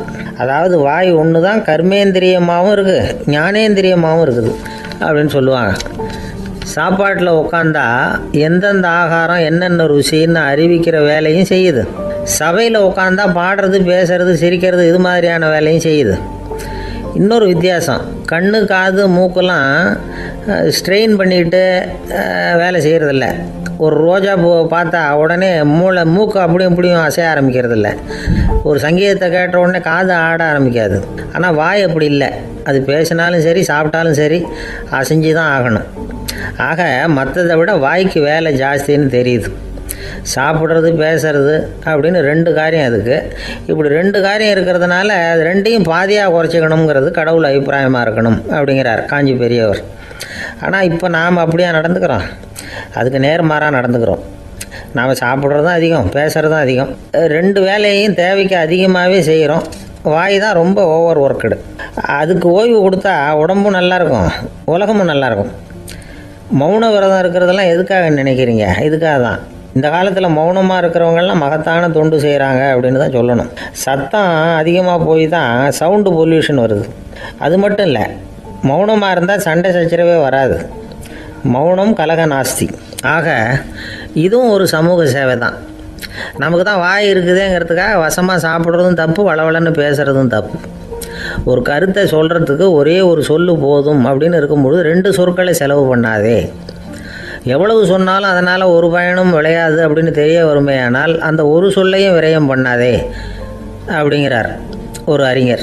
எல்லா குணங்கள்லேயும் மௌனம்தான் சிறந்தது அப்படிங்கிறார் ஒருத்தர். மௌனமாக இருக்கிறது மூலமாக மற்றவர்கள் குறைகளை நம்மளால் தெரிஞ்சிக்க முடியும். அதே சமயத்தில் நம்மக்கிட்ட இருக்கிற குறைகளை மற்றவங்களுக்கு தெரியாமல் மறைச்சிக்கவும் முடியுங்கிறார் அவர். உண்மைதானே? ஒரு பெரிய மேடை பேச்சாளர், பொது வாழ்க்கையில் 25 வருஷ காலமாக ஈடுபட்டிருக்கிறவர். அவர் மனைவி ஒரு நாள் சொன்னாங்க, எங்கள் வீட்டுக்காரர் 25 வருஷ காலமாக பொது வாழ்வில் ஈடுபட்டிருந்தா கூட இந்த மாதம் 10ஆம் தேதியிலேருந்து தான் மக்களுக்கு சேவை செய்ய ஆரம்பிச்சிருக்கார் அப்படின்னு நாங்கள் ரொம்ப பெருமையாக. 10ஆம் தேதிக்கு அப்படி என்ன விசேஷம் அப்படின்னு கேட்டோம். அன்னையிலேருந்து தான் அவர் மேடையில் பேசுகிறத நிறுத்தினார் அப்படின்னாங்க அந்த அம்மா.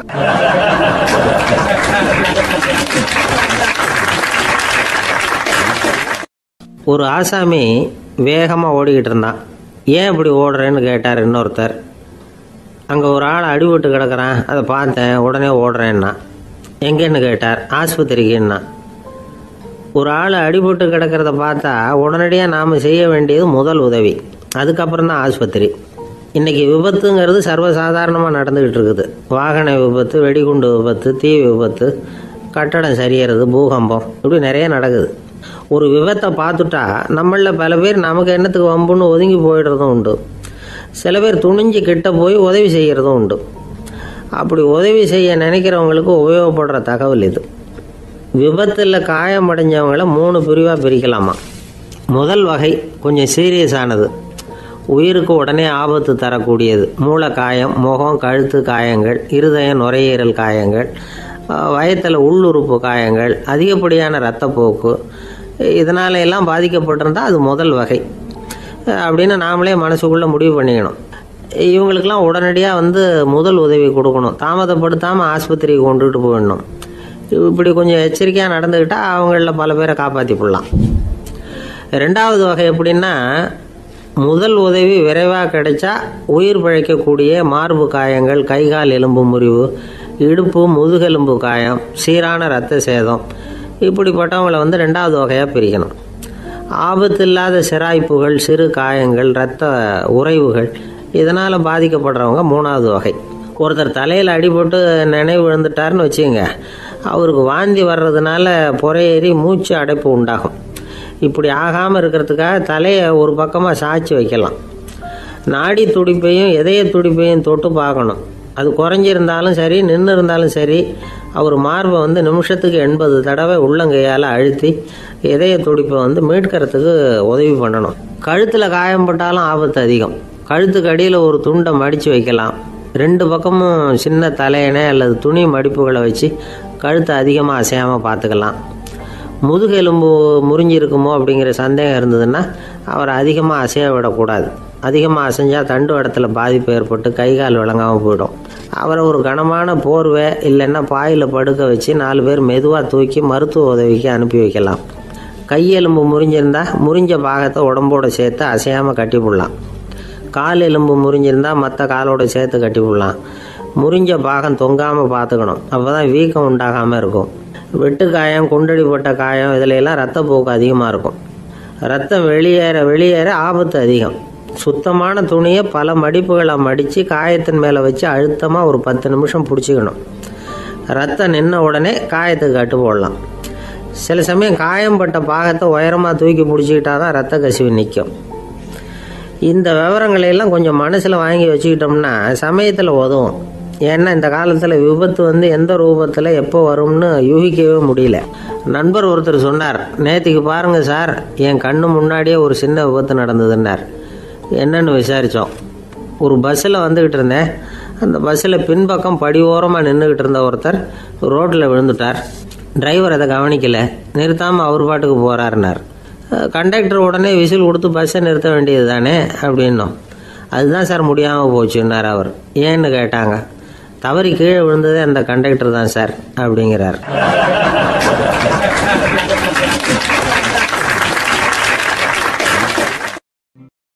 ஒரு நண்பர் அவசரமாக என்கிட்ட ஓடி வந்தார். அப்புறம் சொன்னார், என்னால் நம்பவே முடியல சார், என் பையனா இப்படி அப்படின்னு சொல்லி ஆச்சரியப்பட்டார். உங்கள் பையன் அப்படி என்ன தான் செஞ்சுட்டான் அப்படின்னு கேட்டேன். என்னால் முடியாத ஒரு காரியத்தை அவன் செஞ்சுட்டான் சார் அப்படின்னார். அது என்னன்னு தான் சொல்லுங்களேன். என்ன 5வது வகுப்பில் அவன் ஒரே தடவையில் தேறிட்டான் சார். அதாவது ஒரே அட்டம்ப்டில் பாஸ் ஆகிருக்கான் அப்படின்னார் மூச்சு வாங்க. கஷ்டப்பட்டு பரீட்சை எழுதுனது அவன், இவருக்கு ஏன் மூச்சு வாங்குது?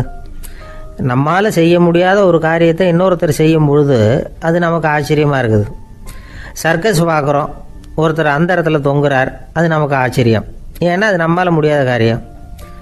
நம்மால் முடியாத ஒன்றை அடுத்தவர் எளிதாக செய்யும் பொழுது நாம் மருள்வது இயற்கை. இதை தான் தொல்காப்பியம் மருட்கை அப்படின்னு சொல்லுது.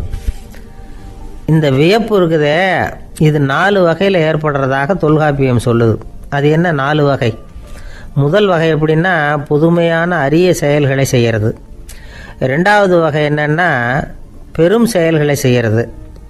3வது வகை என்னென்னா மிக நுட்பமான செயல்களை செய்கிறது.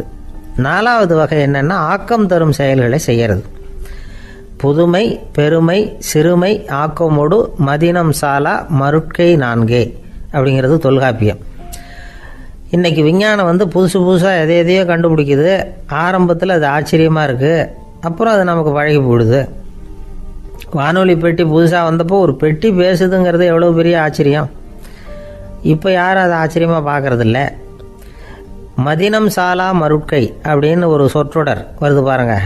அதில் கருத்தாழம் உண்டு. எதை பற்றியும் போதுமான அளவு புரிந்து கொள்ளாத போது ஒருத்தர் ஆச்சரியப்படுறார். புரிந்து கொண்ட பிறகு ஆச்சரியம் மறைஞ்சு போயிடுது.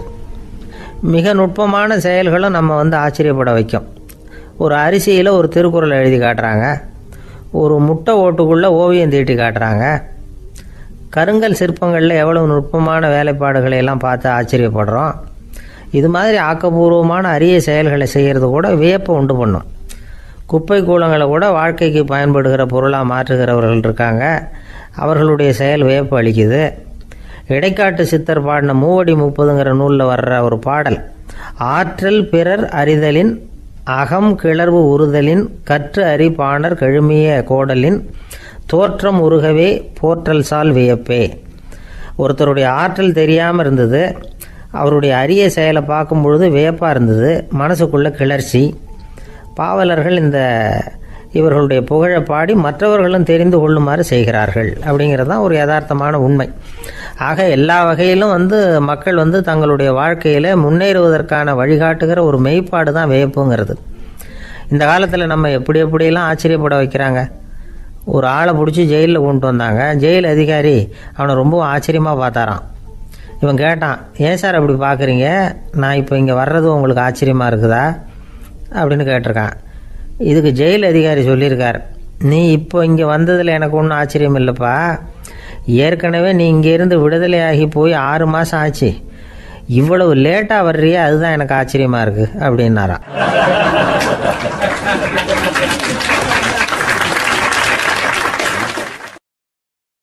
ஆஃபீஸை முடிஞ்சு வீட்டுக்கு போகிற சமயத்தில் ஒருத்தர் கடைக்கு போய் ஸ்வீட் வாங்கினார். சரி, வீட்டுக்கு பிள்ளைங்களுக்கு தான் வாங்கிட்டு போகிறார் அப்படின்னு மற்றவங்க நினச்சாங்க. அவர் அப்படி செய்யலை. அந்த இடத்துலையே பொட்டலத்தை பிரித்தார்.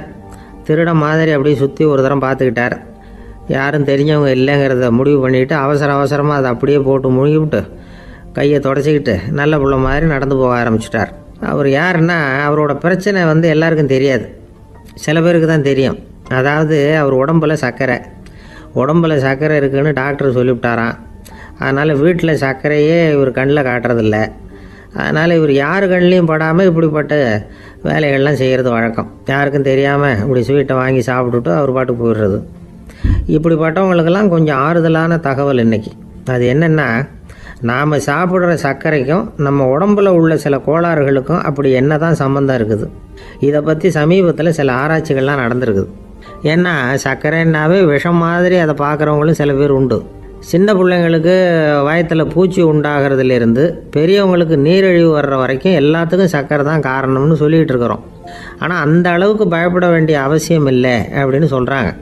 சர்க்கரை வியாதி, இருதய நோய், பித்த நீர்ப்பை நோய், இதெல்லாம் சில நோய்கள்லாம் நாம் சாப்பிட்ற சர்க்கரைக்கும் தொடர்பு இருக்குன்னு நினைக்கிறோம். ஆனால் அப்படி சம்பந்தம் உண்டுங்கிறதுக்கு போதுமான அளவுக்கு ஆதாரம் இல்லை அப்படிங்கிறாங்க ஆராய்ச்சியாளர்கள். ஒரே ஒரு சம்பந்தம் தான் உறுதியாக இருக்குதான்.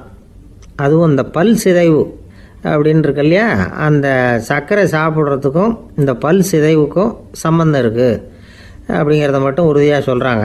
சர்க்கரைன்னா நாம் சாப்பிட்ற ஜீனி மட்டும் இல்லை, பழம், காய்கறி, பால், தேன் இப்படி எல்லாத்துலேயும் அது இருக்குது.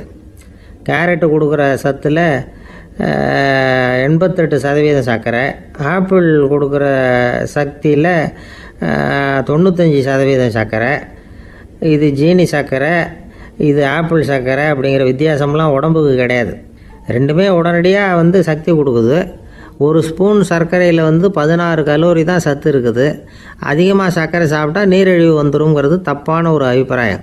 டயபெட்டிஸுங்கிறது ஒரு மெட்டபாலிக் டிசார்டர், அவ்வளவுதான். அதாவது நாம் சாப்பிட்ற சர்க்கரையை நம்ம உடம்பு திறமையாக உபயோகப்படுத்திக்க முடியல அப்படின்னு அர்த்தம். அதனால தான் அதிகமாக இனிப்பு வேணாம்னு சொல்கிறோம். ஏற்கனவே உடம்பால் முடியாத ஒன்றை மறுபடியும் அது தலையில் சுமத்தி அதிகமாக வேலை வாங்க வேணாமே அப்படிங்கிறதுக்காக தான். ஆகாரத்தில் அதிகமாக சர்க்கரை இருந்தால் அதனால் உடனே சர்க்கரை வியாதி வந்துடும்ங்கிறதுக்கு விஞ்ஞான ரீதியாக போதுமான ஆதாரம் இல்லை. அதனால் எப்போவாவது அதிகமாக ஸ்வீட்டு சாப்பிட்டுட்டா ஐயோ அதிகமாக சாப்பிட்டோமோ என்ன பண்ண போகுது தெரியலையே அப்படின்னு நினச்சி மனசை போட்டு குழப்பிக்க வேண்டியதில்லை. பொதுவாக எதுவுமே அதிகமாக வேண்டாம், எல்லாம் சீராக இருந்தால் போதும். நீரிழிவுங்கிறது புதுசாக வந்துட்ட ஒரு நோய் இல்லை, ரொம்ப காலமாகவே இருக்கிற ஒன்று தான். நம்ம முன்னோர்கள் இதை மதுமேகம் அப்படின்னு சொல்லுவாங்க. அதை கட்டுப்படுத்துறதுக்கு அவங்களே சில வழிமுறையை சொல்லி வச்சுருக்கிறாங்க. அது என்னென்னா வேறு ஒன்றும் இல்லை, இந்த பாவக்காய், முள்ளங்கி, அருகம்புல், அவ்வளவுதான். வெள்ளை முள்ளங்கி இருக்குல்ல, அதை வாரத்துக்கு 3 நாள் சாப்பிட்டுக்கிட்டு வாங்க. நூலுக்கோல் ரொம்ப நல்லது. இல்லைன்னா முள்ளங்கி சாறு 1 ounce சாப்பிட்டுட்டு வரலாம். ரத்தத்தில் சேர்கிற சர்க்கரை அளவு இதெல்லாம் கட்டுப்படுத்துது. சிறுநீரில் காணப்படுகிற சர்க்கரை அளவையும் சமநிலைப்படுத்துது. தினமும் ஆகாரத்தில் கோதுமை, கேழ்வரகு, வெந்தயம், கருவேப்பிலை, சோயாபீன்ஸ் எது கிடைக்குதோ சேர்த்துக்கலாம். இப்படிலாம் செஞ்சுக்கிட்டு வந்தால் அப்புறம் வீட்டுக்கு தெரியாமல் கடையில் போய் நின்றுக்கிட்டு ஸ்வீட் வாங்கி திருட்டுத்தனமாக சாப்பிட வேண்டிய அவசியமே உங்களுக்கு வராது. 2 ஆசாமிகள் கடற்கரையில் உட்காந்து சாவகாசமாக பேசிக்கிட்டு இருந்தாங்களாம். ஒருத்தர் சொன்னார், இன்னொருத்தருக்கு தெரியாமல் ஸ்வீட்டு சாப்பிட்றதே எப்பவும் இடைஞ்சல் தான் சார். நேற்றுக்கு பாருங்கள் அப்படி தான் சாப்பிட்டுக்கிட்டு இருந்தேன், வீட்டுக்காரி கண்ணில் போட்டுவிட்டுது, அதுக்கப்புறம் ஒரே ரகலையாக போச்சு அப்படின்னாரா. எனக்கு கூட அப்படி தான் சார் ஆகிட்டுது, ஒரே ரகலை அப்படின்னாரா இன்னொருத்தர். நீங்கள் சாப்பிட்டதும் உங்கள் வீட்டுக்காரங்க கண்ணில் போட்டுவிட்டுதா சார் அப்படின்னு கேட்டிருக்காரு இவர். அதுக்கு அவர் சொன்னாராம், அப்படி இல்லை சார், கடைக்காரர் கண்ணில் போட்டுவிட்டுதோ, நான் அவருக்கு தெரியாமல் அந்த ஸ்வீட்டை அவர் கடையிலேருந்து எடுத்திருந்தேன் அப்படின்னு விளக்கம் கொடுத்தாராம் இந்த ஆள்.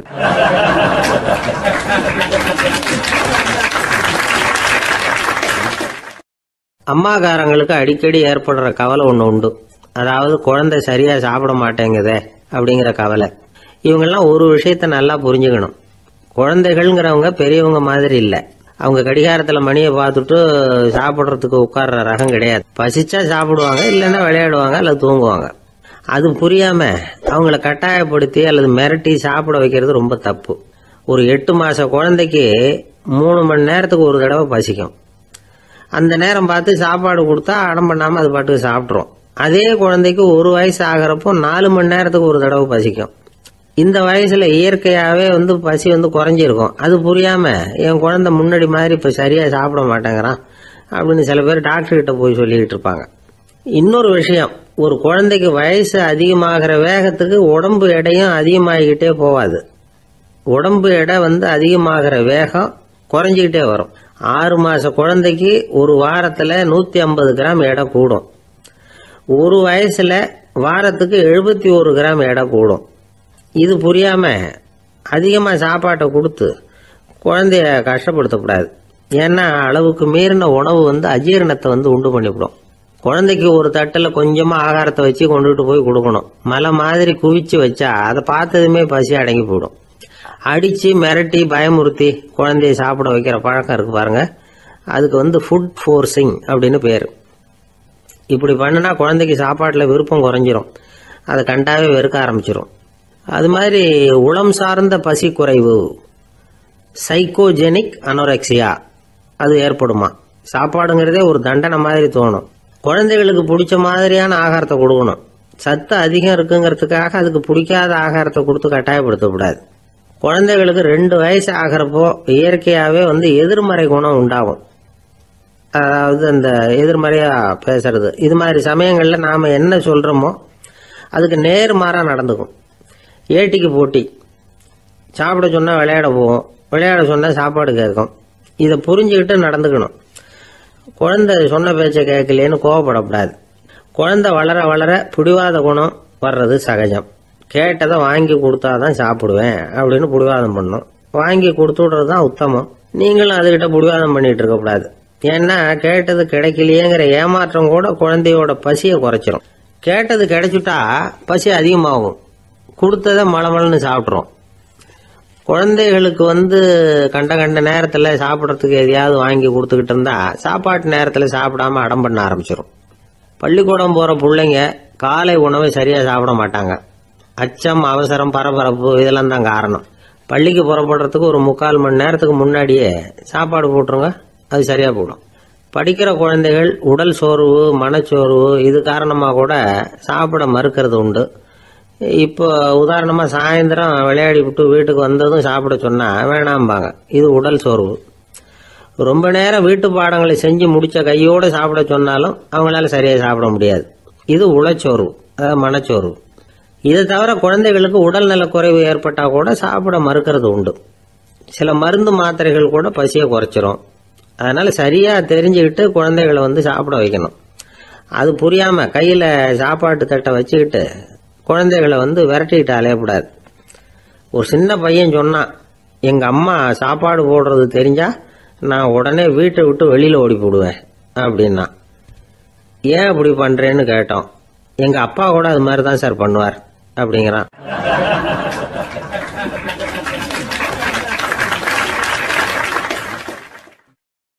ஒரு அரசனும் அமைச்சரும் ஒரு நாள் ரொம்ப சாவகாசமாக பேசிக்கிட்டு இருந்தாங்களாம். அரசன் அமைச்சரை பார்த்து ஒரு கேள்வி கேட்டிருக்கார். ஏங்க அமைச்சரே, ஆசை இல்லாத ஒரு மனுஷனால இருக்க முடியுமா அப்படின்னு. ஏன் முடியாது, துறவி அப்படிங்கிறவங்கெல்லாம் அப்படிப்பட்டவங்க தானே அப்படின்னாராம் அமைச்சர். அவங்கெல்லாம் உண்மையிலேயே ஆசையை விட்டவங்க தானா அப்படின்னு கேட்டாராம் ராஜா. அப்படிதான் இருக்கணும் அப்படின்னாராம் அமைச்சர். அப்படின்னா ஆசையே இல்லாத ஒரு உண்மையான துறவியை நான் பார்க்கணுமேன்னார். அது என்ன பிரமாதம், அதுக்கு நான் ஏற்பாடு பண்ணுறேன் அப்படின்னுட்டார் இவர். சொல்லிவிட்டு உடனே புறப்பட்டு போனார். அங்கே எங்கே தேடினார். அப்புறம் தான் அவருக்கு புரிஞ்சுது உண்மை துறவியை கண்டுபிடிக்கிறது எவ்வளவு கஷ்டமான காரியம்னு. இருந்தாலும் ராஜா கிட்ட சொல்லியாச்சே, உண்மை துறவியை காட்டுறேன்னு. இப்போ என்ன பண்ணுறது? ராஜா கிட்ட சொன்னபடி நடக்கலைன்னா அவருக்கு கோவம் வந்துடும். அமைச்சர் ஒரு யோசனை பண்ணார். அவருக்கு ஒரு வழி தெரிஞ்சுது. அதுதான் சரின்னு முடிவு பண்ணார். அதாவது அந்த ஊரில் அவருக்கு தெரிஞ்ச நாடக நடிகர் ஒருத்தர் இருக்கிறார், நல்லா நடிப்பார். அவரை போய் பார்த்தார். இதை பாருப்பா, எனக்காக நீ ஒரு காரியம் செய்யணும்னார். என்னன்னு கேட்டார் அவர். நீ ஒரு துறவி மாதிரி கொஞ்ச நேரத்துக்கு நடிக்கணும். ராஜா உன்னை பார்த்துட்டு போகிற வரைக்கும் நடி, அது போதும். அதுக்காக உனக்கு 10,000 ரூபா தரேன் அப்படின்னார். அவர் எந்த காலத்தில் இவ்வளவு பணத்தை மொத்தமாக பார்த்துருக்கார். அதனால் உடனே சரின்னு ஒத்துக்கிட்டார். அமைச்சர் அரண்மனைக்கு திரும்பி வந்தார். என்ன அமைச்சரே, இன்னுமா ஒரு உண்மையான துறவி கிடைக்கலன்னார். உண்மையான துறவி ஒருத்தரை இப்போ தான் கொஞ்ச நேரத்துக்கு முன்னாடி பார்த்து பேசிவிட்டு வர்றேன். அவர் நம்ம ஊருக்கு வெளியில் குளத்தங்கரையில் உள்ள ஒரு ஆலமரத்துக்கு அடியில் உட்காந்துருக்கிறார் அப்படின்னார் இவர். அப்படின்னா உடனே புறப்படுங்க அப்படின்னார் ராஜா. பரிவாரங்களோடு புறப்பட்டார். அங்கே அந்த மரத்தடியில் அந்த ஆள் வேஷம் போட்டுக்கிட்டு துறவி மாதிரி உட்காந்துருக்கிறான். ராஜா நேராக போனார். அந்த துறவி காலில் பொத்துன்னு விழுந்து வணங்கினார். உடனே ராணியும் அவர் காலில் விழுந்தாங்க. அடுத்தபடியாக அமைச்சர் விழுந்தார். அவருக்கு தெரியும் இது நம்ம ஆள் தான்னு. இருந்தாலும் என்ன பண்ணுறது, நேரம். அப்புறம் பரிவாரங்கள்லாம் துறவி காலில் விழுந்து ஆசீர்வாதம் வாங்கிட்டாங்க. ராஜா அப்புறமா தங்கத்தட்டில் பொண்ணையும் பொருளையும் வச்சு அந்த துறவிகிட்ட ரொம்ப பணிவாக நீட்டுறார். தாங்கள் தயவு பண்ணி இதை ஏற்றுக்கணும் அப்படின்னு வேண்டிக்கிட்டார். அந்த துறவி பற்று இல்லாமல் அதை பார்த்தார். எல்லாத்தையும் திறந்துட்ட எனக்கு இதெல்லாம் எதுக்காக அப்படின்னு சொல்லி அதை மறுத்துட்டாராம். ஆஹா, உண்மையான துறவியை பார்த்துட்டோம் அப்படிங்கிற ஆனந்தம் அரசருக்கு. ரொம்ப நிம்மதியாக திருப்தியாக திரும்பி வந்தார் அரண்மனைக்கு. அதுக்கப்புறம் அமைச்சர் யாருக்கும் தெரியாமல் அந்த துறவிகிட்ட ஓடினார். சொன்ன பிரகாரம் பணத்தை நீட்டினார். இந்தப்பா, நான் உங்ககிட்ட சொன்னபடி 10,000 ரூபா பணம் எடுத்துக்கோ அப்படின்னார். அந்த ஆள் ராஜா கிட்ட சொன்னது மாதிரியே எல்லாத்தையும் திறந்துவிட்ட எனக்கு இதெல்லாம் எதுக்காக, வேணாம் அப்படின்னு விட்டாரான். நடித்த வரைக்கும் போதும்ப்பா, இனிமேல் இந்த நாடக வசனம்லாம் வேணாம், வேஷத்தை கலைச்சிரு, பணத்தை வாங்கிக்கோன்னார். இல்லைங்க, இது வேஷம் இல்லை, இது வசனமும் இல்லை, இது உண்மை. கொஞ்ச நேரம் துறவி மாதிரி நடித்ததுக்கே இந்த தேசத்து ராஜா, ராணி, அமைச்சர், பரிவாரங்கள் எல்லாம் என் காலில் விழுந்து வணங்குறாங்க. அப்படின்னா உண்மையான துறவியா இருக்கிறது எவ்வளவு பெருமையான விஷயம். நான் உண்மையான துறவியா ஆக போறேன், அப்படி முடிவும் பண்ணிட்டேன் அப்படின்னார் அந்த நடிகர். வேஷம் கூட எப்படிப்பட்ட விளைவுகளை உண்டு பண்ணுது பார்த்தீங்களா. நம்மால் ஒருத்தன் ரொம்ப வசதியாக தான் இருந்தான். ஒரு நாள் அவன் சொத்து பூரா திருட்டு போயிட்டுது. அதுக்கப்புறம் இவன் துறவி மாதிரி ஆயிட்டான். ஊர் ஊரா சுத்தினான். ஒரு குருநாதரை தேடி கண்டுபிடிச்சான். அவர்கிட்ட சீடனா சேர்ந்துக்கிட்டான். அவனை பார்த்து ஒருத்தர் கேட்டார், நீ உண்மையான சீடன் தானான்னு. இல்லைங்க, சீடன் மாதிரி நடிச்சுக்கிட்டு இருக்கிறேன் அப்படின்னா. அது குரு துரோகம் இல்லையா அப்படின்னு கேட்டார் அவர். இல்லைங்க, நான் பண்ணது குரு துரோகம் இல்லை, என் குரு பண்ணது தான் துரோகம். என்னுடைய பணத்தை கொள்ளையடிச்சது இவர் தான். அதை எங்க வச்சிருக்காருன்னு கண்டுபிடிக்கிறதுக்காக தான் இவர்கிட்ட வந்து சீடனா சேர்ந்திருக்கிறேன் அப்படின்னானா.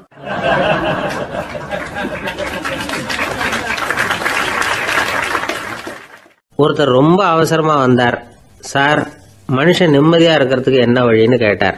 சீக்கிரமா ஒரு கல்யாணத்தை பண்ணீங்க, எல்லாம் சரியா போடும் அப்படின்னோம். அவர் ஒரு மாதிரியா பார்த்தார். ஏற்கனவே எனக்கு கல்யாணம் ஆயிட்டுது சார், அதனால தானே நிம்மதியா இருக்கிறதுக்கு வழி கேட்கறேன் அப்படின்னார். சரி, இவர் ஒரு மாதிரியான கேஸ் அப்படின்னு நினைச்சுக்கிட்டு நம்ம கிட்ட இருந்த ஒரு சின்ன புத்தகத்தை அவர்கிட்ட தூக்கி கொடுத்தோம். இதை படிச்சு பாருங்கன்னு. கல்யாணத்துக்கு பிறகும் சந்தோஷமா இருக்கிறதுக்கு என்ன வழி அப்படிங்கிற கேள்விக்கு அந்த புத்தகத்துல விளக்கம் இருந்தது. கணவன் மனைவிக்குள்ள சிக்கல் வராம இருக்கிறதுக்கு அதுல சில வழிகளை சொல்லி கொடுத்துருக்குறாங்க. அதெல்லாம் என்னென்ன அப்படிங்கறத இப்ப பார்க்கலாமா. குடும்பம்னு இருந்தா கோபம் வரதான் செய்யும். அது வந்துட்டு போகட்டும், பரவாயில்ல. ஆனா அந்த கோபம் ஒரே நேரத்துல 2 பேருக்கும் வந்துடாம பாத்துக்கணும். ஒரு சமயத்துல யாராவது ஒருத்தர் தான் கோபப்படணும், அடுத்தவங்க அமைதியா இருக்கணும். அதுக்கப்புறம் இவர் அமைதியான உடனே அவங்க ஆரம்பிச்சுக்கலாம். கோபமா ஏதாவது சொன்னா உடனே கோபமா பதில் சொல்லக்கூடாது. கொஞ்சம் பொறுத்து கோபம் தீர்ந்த உடனே அந்த பதில சொல்லலாம். அப்போ பதில் கோபமா இருந்தா கூட அது அவ்வளவு பெருசா தெரியாது. அற்ப விஷயத்துக்கெல்லாம் காய்ச்சி மூச்சுன்னு கத்திட்டு இருக்கக்கூடாது. உங்க 2 பேருக்குள்ள ஒரு தர்க்கம் ஆரம்பமாயிட்டுதுன்னு வச்சுக்கோங்க. கடுமையா 2 பேரும் விவாதம் பண்றீங்க. உங்கள ஒருத்தர் இதுல ஜெயிக்கணும்னா அது நீங்களா இருக்க வேணாம், அடுத்தவங்க ஜெயிக்கிறதுக்கு நீங்க துணையா இருங்களேன். அப்படின்னா நீங்க கொஞ்சம் விட்டு கொடுக்கணும், அவ்வளவுதான். ஏதாவது குத்தம் சொல்லணுமா, செஞ்ச தப்ப சுட்டி காட்டணுமா, விமர்சனம் பண்ணணுமா, பண்ணுங்க, வேணான்னு சொல்லல. ஆனா சொன்னதை அப்படி சொல்றத கொஞ்சம் அன்பா இதமா சொல்லுங்க.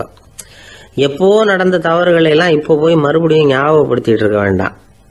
நான் அப்பவே சொன்னேன் இந்த புடவை வேணாம்னு, நீங்க தான் கேட்கல, இப்ப பாருங்க கிழிஞ்சு போச்சு இப்படின்னு கத்துனாங்க ஒரு அம்மா. எப்போ சொன்னீங்கன்னு கேட்டா ஒரு 10 வருஷத்துக்கு முன்னாடி தீபாவளி சமயத்துல அப்படிங்கிறாங்க. அது என்ன இன்னும் அப்படியே புதுசாகவே இருக்கும்? உங்களுக்கு அவர் தான் பெருசு, அவருக்கு நீங்க தான் பெருசு. அதை விட இந்த உலகத்துல வேற எதுவும் முக்கியம் இல்லைன்னு நினைக்கணும். நீ தான் என்னுடைய உலகம்னு எத்தனை தடவை சொல்லியிருப்பீங்க. அதெல்லாம் வெறும் வசனமா போயிடக்கூடாது. ஏதாவது ஒரு பிரச்சனையை பத்தி கடுமையா விவாதம் பண்ணிட்டு இருக்கீங்க, அதை அப்படியே பாதியில விட்டுட்டு படுக்கைக்கு போயிடக்கூடாது. சொச்சத்தை நாளைக்கு பேசிக்கலாம்னு. அப்படி போனா தூக்கம் வராது. பிரச்சனையை ஒரு முடிவு பண்ணிக்கிட்டு அதுக்கப்புறமா தூங்க போகணும். ஒரு நாள்ல ஒரு தடவையாவது உங்க ஜோடியை பாராட்டி நல்ல விதமா கனிவா ஒரு வார்த்தை சொல்லணும் அப்படின்னு தீர்மானம் பண்ணீங்க. ஏதாவது தப்பு பண்ணிவிட்டீங்கன்னா பரவாயில்ல, அதை ஒத்துக்கிறதுக்கும் மன்னிப்பு கேட்கறதுக்கும் தயாரா இருக்கணும். அது ஒன்றும் கேவலம் கிடையாது. வீட்டுக்குள்ள தானே கேட்க போறீங்க, வெளியில யாருக்கு தெரிய போகுதோ. எப்படியோ உங்களுக்குள்ள ஒரு சமரசம் ஆனா சரிதான். ஒரு தகராறுன்னு எடுத்துக்கிட்டா குறைஞ்சபட்சம் அதுக்கு 2 பேர் தேவை. தனியாவே உட்காந்துக்கிட்டு நான் இப்ப தகராறு பண்ணிட்டு இருக்கிறேன் அப்படின்னு யாரும் சொல்ல முடியாது. 2 பேர் தகராறு பண்றாங்கன்னா பொதுவா அந்த 2 பேர்ல யாரு அதிகமா பேசுறாங்களோ அவங்க பேர்